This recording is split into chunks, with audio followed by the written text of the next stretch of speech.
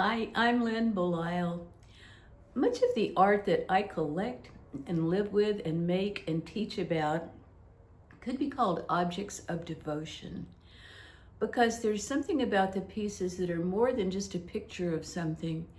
They are a connection about the soul of the person who created them as they were working with their hands, the things that they were putting into it, the joy that they were taking in the making of the piece that just shines through the initial appearance. And so I think this feeling about objects of devotion really informed my new workshop about icons and reliquaries.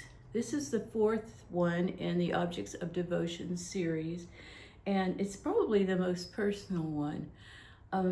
Let me explain that. When we talk about a reliquary, we talk about a container for a relic. And a relic is a piece of, a fragment of, a shard of something that is sacred and memorable and reminds us of a larger whole. Like a seashell could remind us of the wonderful week that we spent at an absolutely beautiful beach, or we might say, a baby tooth to remind us of our child's growing up.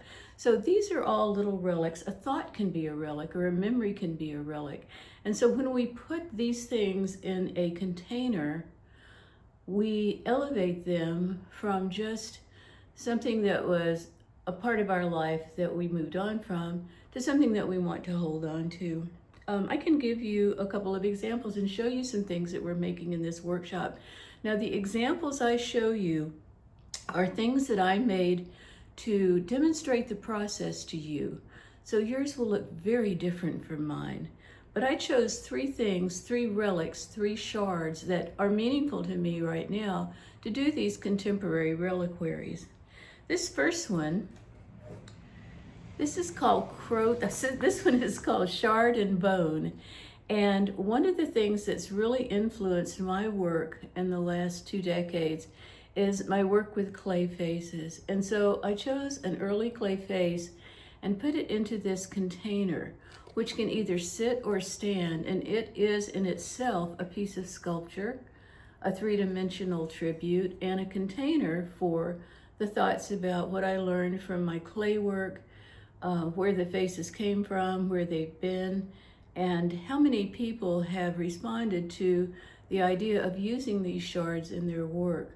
So this is a reliquary to remind me how grateful I am to have found that particular path in my art practice. The next one is called Crow Spirit, and this is dedicated to those pesky crows that have been visiting my work for the last 2 years. For some reason, maybe it's the time I've been spending in New Mexico, but crows and ravens are just all over the place in the last few things that I've done. You can see from the way this is structured, as I said, that it's both object and wall piece. You can put it on a table or you can hang it if you wish on a wall. And one of the really novel things about this workshop is the way it's constructed on a stretched canvas, which is painted in what I call timeless colors. And I had the best time with the acrylic paints. And it also allows you to tie things into the canvas. So it's kind of a different way of constructing something. It's an assemblage that has so many possibilities. And finally, the last little reliquary is about memories and where our paths have taken us and what happens when we look back. This is a smaller reliquary and a simpler one, and it's simply called Memories.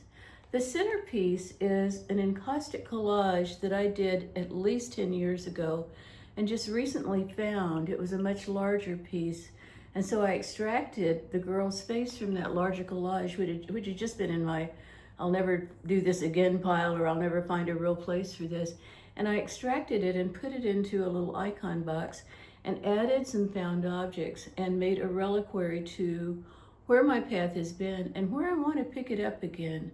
The whole idea of expressing myself through encaustic collage is one that has always stayed with me and that I will return to, I'm sure.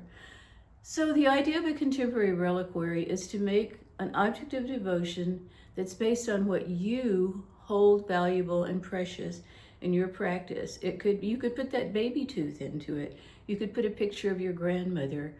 You could put bird feathers or whatever you wish to say. I want to remember that this matters.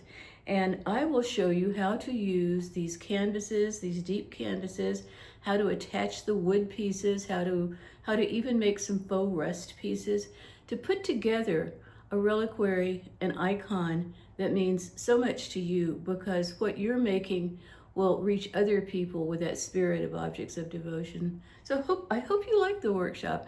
I had a good time with this one. It was very personal. I struggled a bit. I learned a lot, and I hope that you'll join me. Thank you.